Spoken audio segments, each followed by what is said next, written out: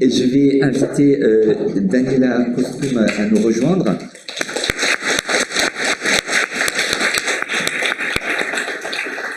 Alors nous sommes très honorés de votre présence et de votre participation à ce colloque. Vous venez de l'Université d'Indiana. Oui. Vous êtes spécialiste, on va dire en américain, de Women's Studies, je pense qu'on peut le dire comme ça. Oui, en partie. Historienne. Spécialiste du monde atlantique, mais vous avez aussi une spécialité autour des femmes de Port-Royal. Oui. Voilà. Et notamment avec un livre que je vais traduire en français en rajoutant un peu féminisme, absolutisme et jansénisme. Pardon, ce n'est pas ma présentation.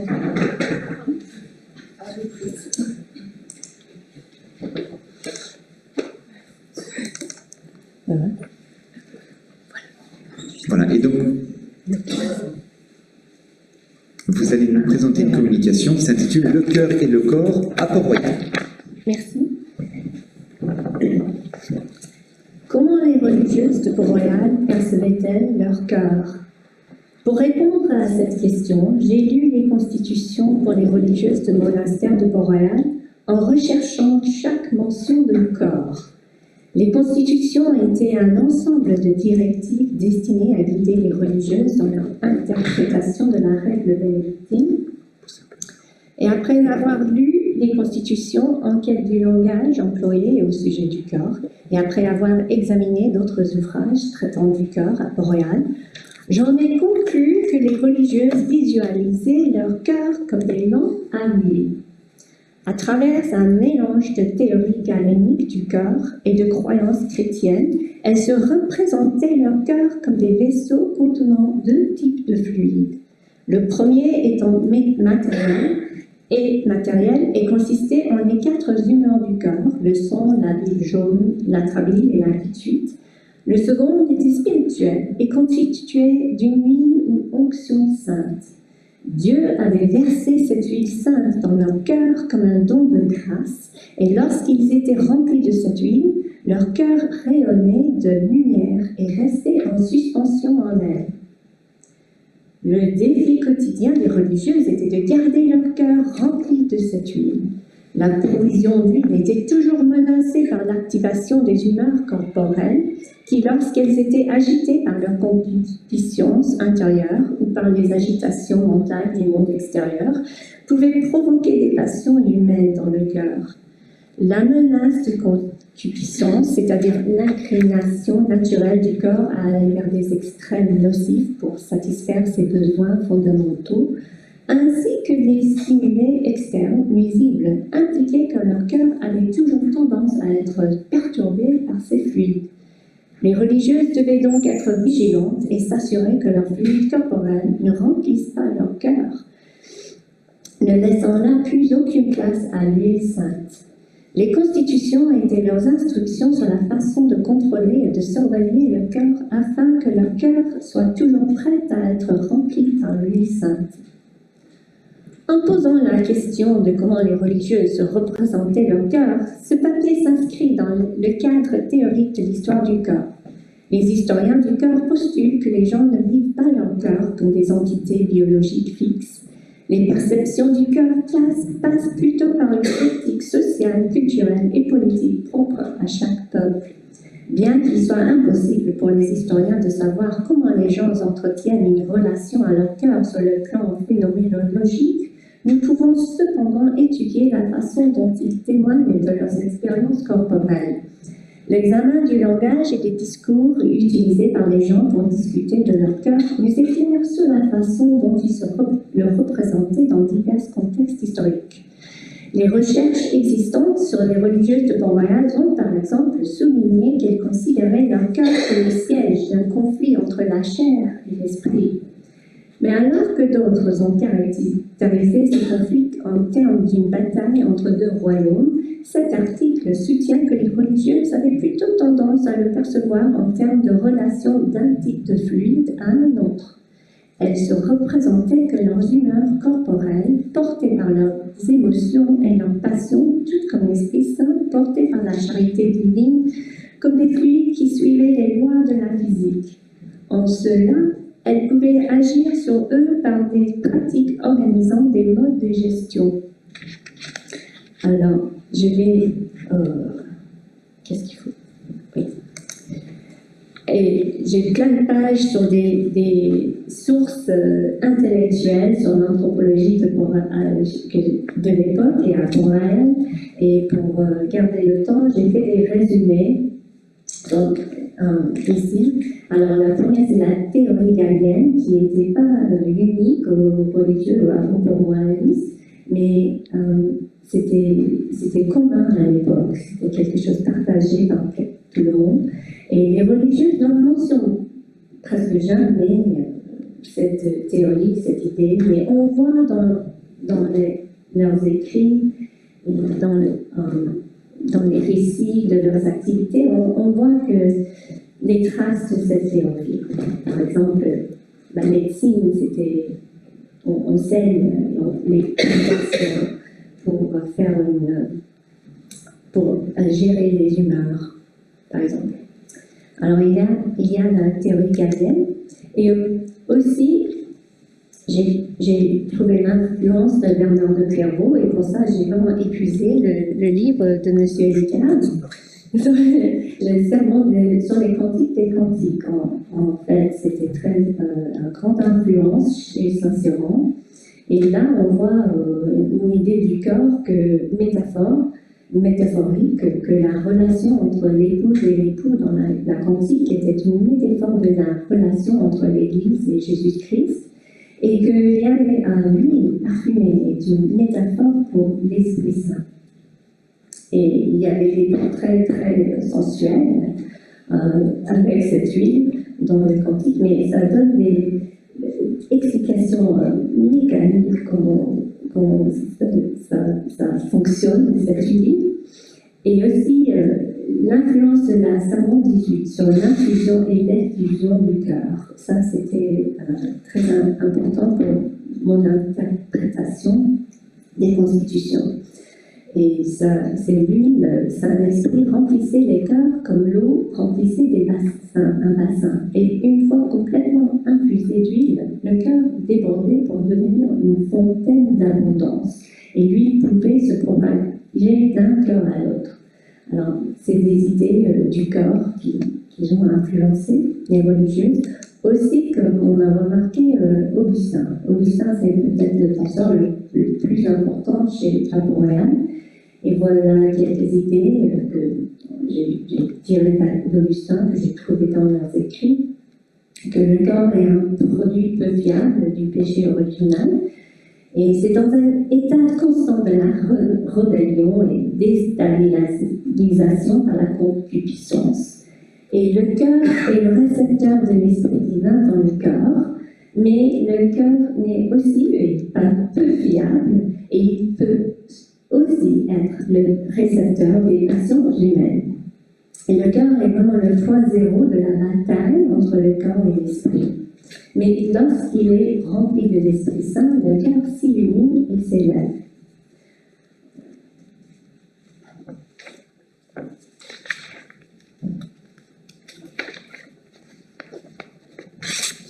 Bien. La théorie galénique des humeurs corporelles, ainsi que les écrits de Bernard et Augustin, nous aident à comprendre les prescriptions pour suivre la règle bénédictine dans les constitutions de Port-Royal. Il existe plusieurs variantes des constitutions sous forme manuscrite et imprimée. Ellen Weaver a comparé ces différentes variantes pour documenter l'évolution de la réforme de Port-Royal. La variante que j'ai consultée est celle qui date de 1645, 3 ans avant ce qui était la première variante connue au moment de l'étude d'Ellen Weaver. Cette nouvelle variante, en fait, était récemment découverte, il y a 3 ans, par un marchand de livres rares et est maintenant conservée à l'Université Johns Hopkins à Baltimore, Maryland, aux États-Unis. Ce manuscrit contient un avant-propos inédit, jamais vu, attribuant les constitutions à Saint-Cyran. Il expose ces constitutions, les constitutions étaient écrites par Agnès Arnaud. Mais elle a écrit que ces constitutions ayant été dressé pour aider les amis à s'avancer dans la perfection de la vie religieuse, il est à propos pour les leur rendre plus recommandables qu'elles sachent que toutes les instructions qui y sont contenues nous ont été données de bouche ou par écrit par feu Messire Jean de Verger du Haut-Rhin, abbé de Saint-Cyran, qui les a puisés dans l'Écriture sainte et les écrits des Saints-Pères dont il s'est nourri toute sa vie. Et c'est vraiment très intéressant cet avant-propos parce que elle et les autres ont trouvé qu'il y avait une suppression de l'influence de Saint-Cyran au fil du temps. Et voici quelque chose de remarquable. Alors, les constitutions mentionnent le cœur à bien des égards. Cela prend la forme de référence à des parties spécifiques du corps, les mains, le cœur par exemple, au positionnement du corps, comme debout, à genoux, prosterné, au geste du corps, lever les yeux, tourner une joue, aux conditions du corps, en bonne santé, malade ou handicapé, aux actions sur le corps, couper les cheveux, battre, aux soins du corps, nourrir, habiller, s'habiller, soigner, à la discipline du corps, comme on vient de voir ce matin, et au corps dans les espaces, le cœur, dortoir, l'infirmerie. Le cœur était la partie du corps la plus fréquemment mentionnée et la plupart des autres parties du corps, gestes et mouvements étaient mentionnés en relation avec le cœur. En fait, les constitutions semblent être un guide sur comment garder son cœur en bon état tout en obéissant à la règle bénédictine.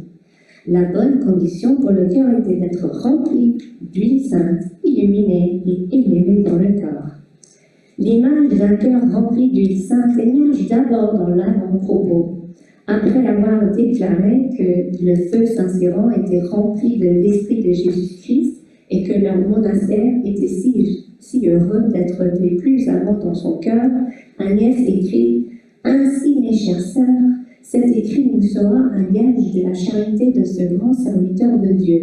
Et dans la pieuse créance que nous avons qu'il est maintenant au ciel, nous devons espérer que, n'étant plus qu'un même esprit avec Dieu, il nous instruira pas seulement au dehors, mais qui attirera sur nous l'onction sainte qui enseigne les cœurs, afin que ces saintes lois n'engendrent pas en nous un esprit de servitude, mais un esprit de charité qui dilatera une seconde fois votre cœur comme il est promis dans la règle. » Ce passage évoque le 18e serment de Bernard sur les cantiques des cantiques.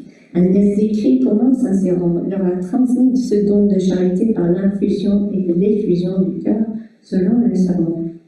Et comme elle note, la règle promettait que le cœur se dilate. Cependant, la règle ne dit rien sur l'expansion des cœurs pour la deuxième fois avec l'huile sainte. Elle introduit ce concept en s'inspirant des écrits de Bernard. Dans la conclusion des constitutions, Agnès ajoute à ce concept de cœur infusé d'onction divine celui d'un cœur brûlant et élevé.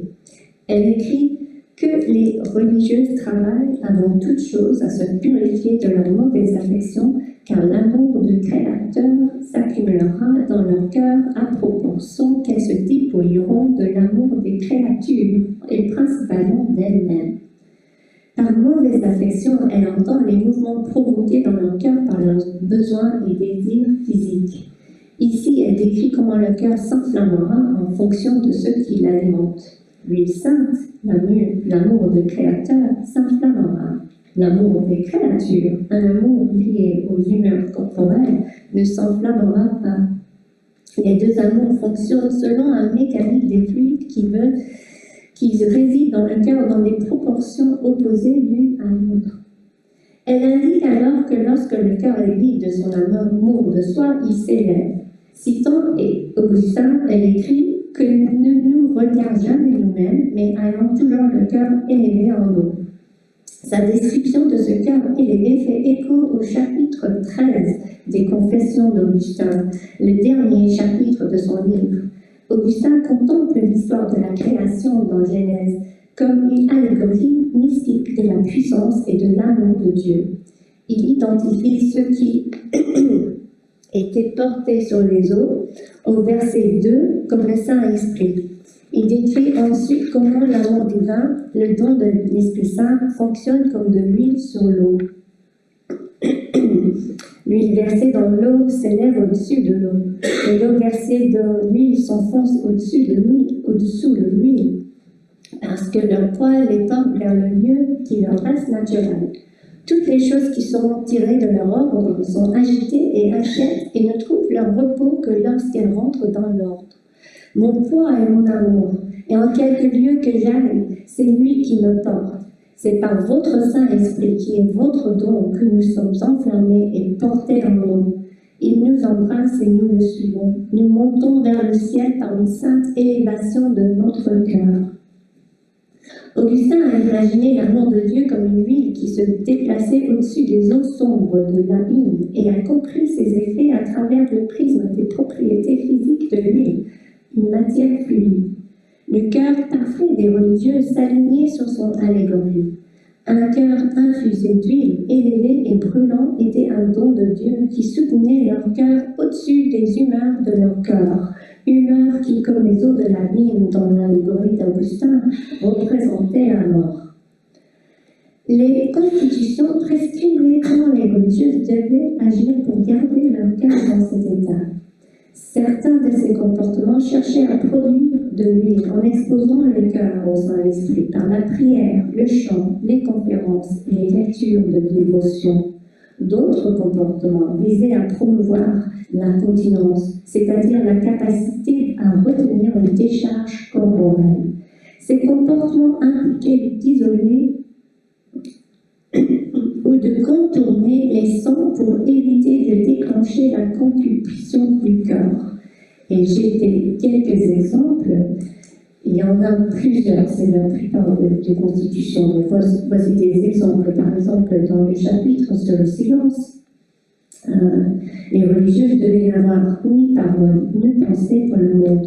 Qu'il y a un grand abîme entre leur monastère et le monde qui doit empêcher qu'aucun objet de la terre n'ait entré dans leur cœur. Et dans le chapitre sur la maîtresse de l'Église, les paroles par lesquelles on nous enseigne la loi nouvelle doivent être succinctes afin de passer droit au cœur, dans lequel elles deviennent ardentes comme un feu qui entre dans les eaux et enseigne les âmes beaucoup mieux que les longs discours qui ne font que remplir l'esprit. Alors c'est toujours, il faut éviter les sons. Ici, dans le chapitre sur la maîtresse des novices encore, quand elles sont obligées de donner quelques soulagements à la nature par le manger, le dormir et les autres nécessités du corps, la modération qu'il faut garder est une chose plus difficile que de s'abstenir du tout. Et ça fait à cause de l'inclination naturelle du corps de prendre les choses à l'excès.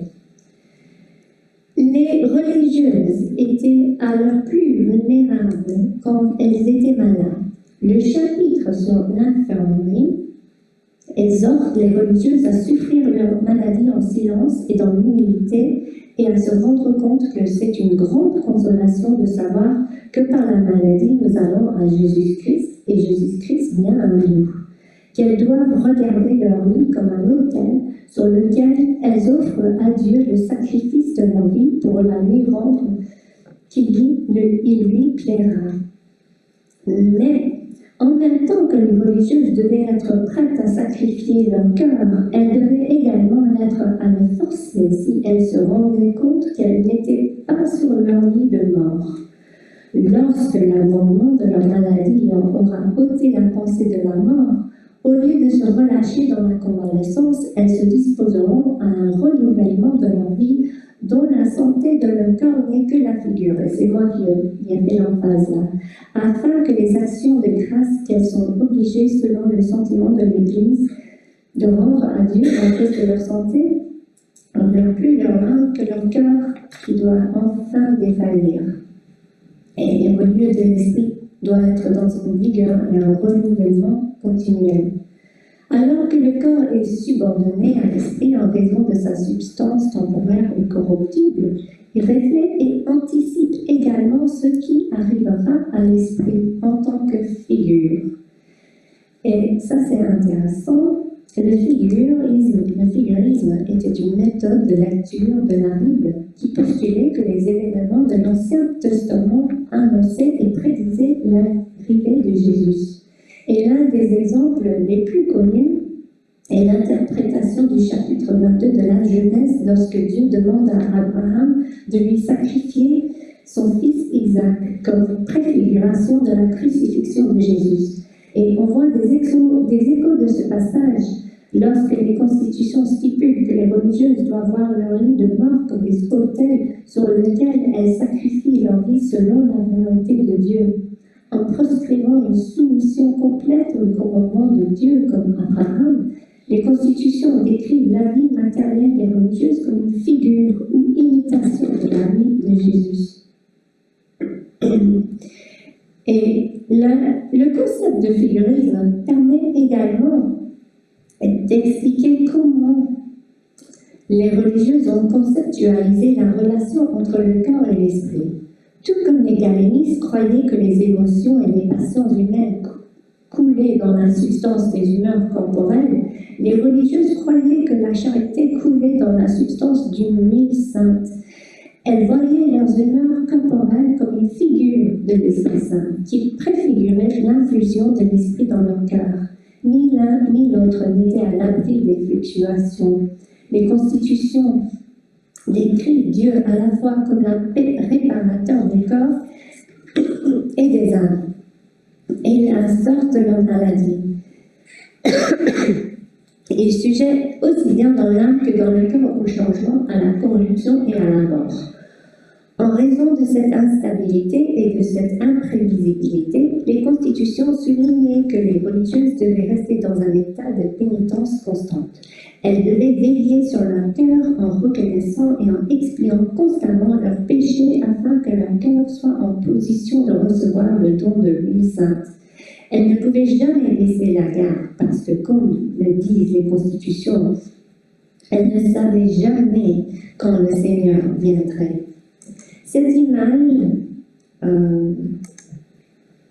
Cette image de religieuses gardant leur cœur toujours prêt en préparation de Dieu évoque la parabole des vierges sages et folles, trouvée dans le verset 25 de Matthieu. Dans cette parabole, Matthieu compare le royaume des cieux à 10 vierges qui attendent l'arrivée de leur époux. 5 d'entre elles sont sages et gardent leur lampe à l'huile pleine et en prévision de son arrivée. Les 5 autres négligent leur lampe. Lorsque l'époux arrive, il n'amène avec lui que les 5 vierges sages, ne reconnaissant pas les folles comme les siennes. Les constitutions ne citent pas explicitement cette parabole, mais nous en voyons des échos dans la conclusion des constitutions, où Agnès compare les attributs des religieuses dont le cœur est rempli de l'esprit à celles dont le cœur ne l'est pas. Plus tard, elle développe cette comparaison dans son image d'une religieuse parfaite et d'une imparfaite. Alors que la structure et le thème de ses discours évoquent la distinction entre vierges sages et vierges folles, Agnès préfère utiliser le terme parfaite. Parfaite désigne quelque chose qui est complet et exempt de défauts, par opposition à sage. L'image de la religieuse parfaite décrit celle qui se voit comme une lampe à huile, plutôt que celle qui en porte une. Depuis l'âge classique jusqu'au temps moderne, les gens comprenaient leur cœur comme des microcosmes du monde dans lequel ils vivaient. Ceci était vrai pour les religieuses qui voyaient leur cœur comme des vaisseaux de fluide qui se comportaient comme des éléments naturels du monde extérieur.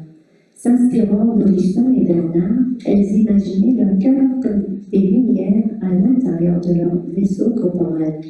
L'huile qui alimentait ces lampes était une huile sainte. Cette huile ne circulait pas à l'intérieur de leur cœur, mais entre elles, de cœur à cœur, pour créer un autre corps, celui de l'Église. L'image du corps comme une lampe à huile associe de nombreuses idées qui ont influencé les religieuses de Port-Royal.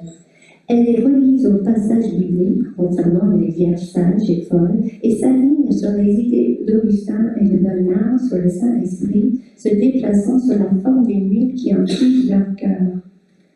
Enfin, l'image de la lampe à huile correspondait à la croyance de l'époque selon laquelle le corps humain était un microcosme d'un univers plus vaste.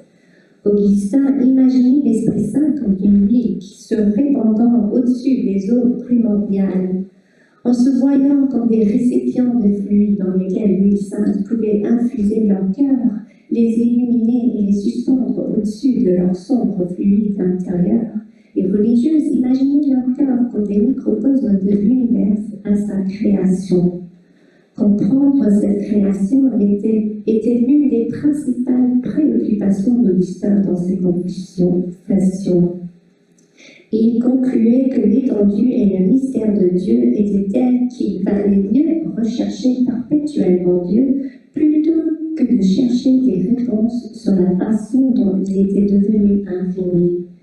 De même, à la fin de l'avant-propos, Agnès écrit le but des constitutions comme, je cite, « donner de la matière au feu de leur charité, qui ne doit jamais dire « c'est assez ayant des désirs infinis, comme son objet et sa fin sont infinis ».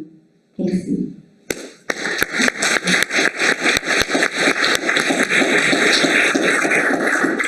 Merci beaucoup. Merci tout particulièrement pour la préface de la mère Agnès. Alors, pour vérifier, bien compris, c'est une préface manuscrite sur un volume que vous avez trouvé dans une bibliothèque américaine. Oui, c'est ça. Parce que c'est extrêmement intéressant pour l'histoire des constitutions. C'est effectivement encore une nouvelle pierre dans le jardin ce que j'ai toujours trouvé idiot, cette espèce de le Port-Royal d'avant et le Port-Royal d'après, les deux. Enfin, ça va dans le sens d'une influence de Saint-Cyran extrêmement importante. Oui. J'ai été particulièrement sensible à cette découverte qui est très, à mon avis, très importante pour la connaissance. Alors, j'aurais une question sur la mécanique des fluides, mais c'est d'abord à vous. Oui. C'est pour qu'on file. Sur les constitutions, j'étais avec Anne-Claire qui est à Séoul en ce moment, mais on échangeait. Elle n'avait pas connaissance de cette version manuscrite, de cette copie manuscrite, et on est évidemment tous très intéressés par ça. C'est un autographe de la mère Angélique. Agnès, plutôt. De la mère Angélique, de la mère Agnès. Hein. Parce que ça, c'est une grande question. Je ne sais pas si c'est elle ou une copie. Non, mais c'est une copie, ça, c'est pas. Oui, non, mais ça pose quand même. Mais c'est très intéressant parce qu'il y a les chapitres à part à la fin qui ont été marqués. C'est vraiment un carnet de travail. Et dans les constitutions de 48, 3 ans après, on voit les changements. C'était incorporé dans le prochain. Daniela, cette espèce de document de travail intermédiaire me fait penser à la vie de Madame de Chazé sur laquelle elle a travaillé chez Rousseau, puisqu'on a 2 versions différentes, et justement une version très différente de celle qui est dans l'Église intéressante et différente qu'a été Shamsou. Mais là, puisque tu as des photos, si tu as accepté d'en donner quelques-unes que j'enverrai à Anne-Claire, elle connaît les mains des religieuses. Ah oui, d'accord. Voilà, je ne dis pas que dans 10 minutes, on saura si c'est la sœur Lefebvre mais avec Anne-Claire, c'est pas totalement impossible, et en tout cas, c'est où les contrans, là. Voilà. Je te laisse la parole.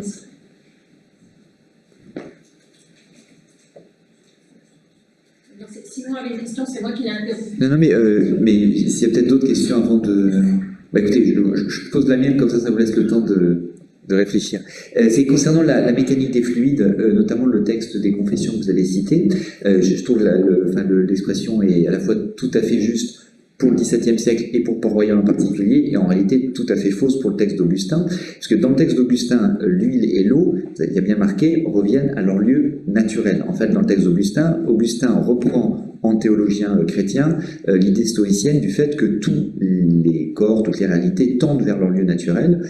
Tu nous as fait pour toi, Seigneur, c'est-à-dire qu'en réalité, pourquoi est-ce que le cœur va vers Dieu? Parce que c'est son lieu naturel, sa destination. Or, ce qui est intéressant, c'est qu'au XVIIe siècle, ces textes sont lus à travers ce qui viendra la physique newtonienne, c'est-à-dire, alors notamment il y a un texte incroyable de Saint-Cyran qui est édité par Orcibal, où il résume l'Augustinus, et il dit la grâce agit comme poids terme augustinien, et contrepoids.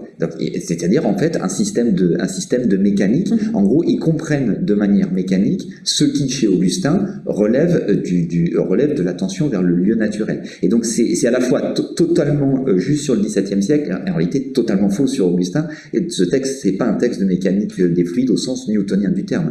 Lui, il va, dans le texte lui-même, il y a indiqué... qui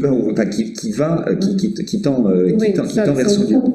Donc il transpose en fait une vision en fait mécanique à la fois de l'action de la grâce. Alors ce qui conduit peut-être aussi notre question, c'est que là vous avez parlé de l'influence de Galien, mais sur la relation entre le corps et l'âme, il y a, alors je suis absolument incompétent dans le domaine, mais il y a peut-être aussi le prisme cartésien quand même. Le problème de la relation entre le corps et l'âme, y compris sur le plan médical, il y a peut-être cette question-là. Alors je m'adresse peut-être aux cartésiens dans la salle. Oui, il y a beaucoup d'éminences de la théorie galienne à l'époque, et bien sûr des débats chez les royalistes autour de ça. Alors moi, j'ai les c'est très simple, que c'est des fluides. Et ça, c'était... Parce qu'on n'en parle pas, mais quand j'ai lu, j'ai pensé, alors, c'est l'expérience du corps, et c'est vraiment... Il faut penser de cette huile dans le cœur. Alors, c'est simplement...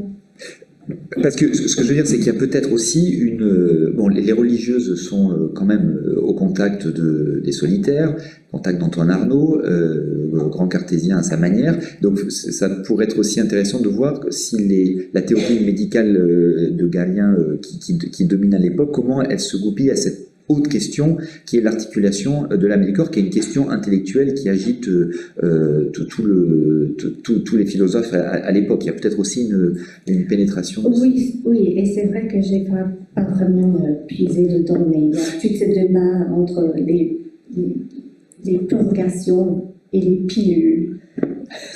Comment traiter les maladies. Alors la mère Angélique, il paraît qu'elle adorait ces pilules.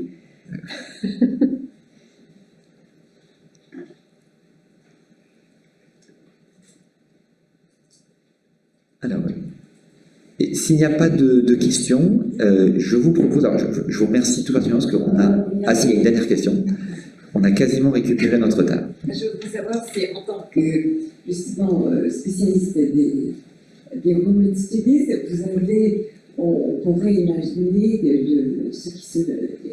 le langage qui pouvait se développer chez les moines et justement, totalement masculins.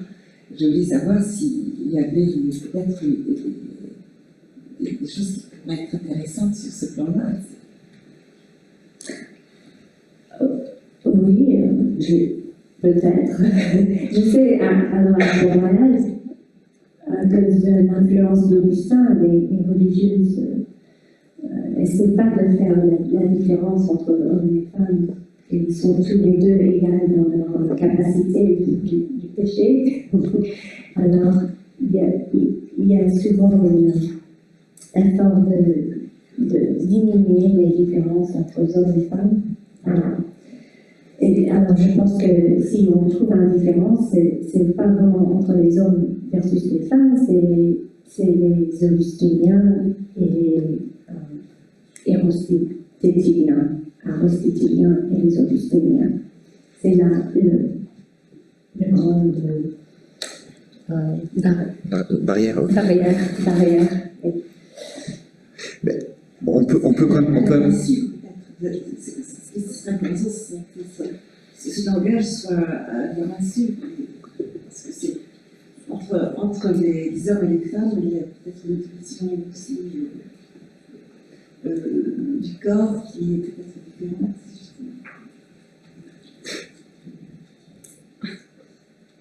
Il faut que je sais pas, il faut que aller voir. Disons que pour ce qui est du respect de la règle de Saint-Benoît, Port-Royal n'a pas fait ce qui se faisait beaucoup à l'époque, c'est-à-dire la règle de Saint-Benoît ayant été écrite pour des hommes à l'origine, il y avait systématiquement, souvent, des adaptations en fait, voilà, et Saint-Cyran les fait revenir à un respect de la règle de Saint-Benoît censément détaché de tous les commentaires spécifiques. Alors, en fait, elles inventent évidemment une forme de respect féminin de la règle, ça n'empêche pas, mais disons qu'elles essaient de se couler dans la règle de Saint-Benoît lue à travers Bernard de Clairvaux, sans les ajouts qui sont des mitigations. Enfin, voilà. Et c'était un grand problème pour la mère Angélique. En fait, elle a quitté la règle de Saint-Benoît quand l'Institut de Saint-Sacrement. Et c'était Saint-Cyran qui lui a convaincu de retourner à la règle. Et c'était vraiment cette infusion, cette dilation du cœur de Saint Bernard. Et je pense que là, dans ces sermons sur le Cantique des Cantiques, on voit, oui, il y a une femme. C'est là où on voit la relation de l'Église et Jésus-Christ comme une femme et un homme. Et c'est à travers ces textes que Angélique a trouvé un moyen pour accepter la règle de Saint-Benoît, qui était, comme elle a dit une fois, que c'était jamais écrit par les femmes. Et on voit dans ce texte-là, elle parle souvent de l'observance de règles dans l'esprit de charité et pas de la servitude. Et c'était ça qu'elle a vraiment détesté avant, en suivant la règle de Saint-Benoît. Elle a fait par la lettre en servitude. Ils ont ajouté des lettres, ils ont changé les lettres pour des adaptations aux femmes. Mais maintenant, comme c'est dans cet esprit de charité, en fait, la lettre est moins importante. Parce que ça l'a beaucoup perturbé. Merci beaucoup. Je vous propose que nous fassions une pause. Je vous rappelle que la mortification est interdite durant cette pause et nous nous retrouvons dans 10 minutes. D'accord, on dit ça. Merci beaucoup.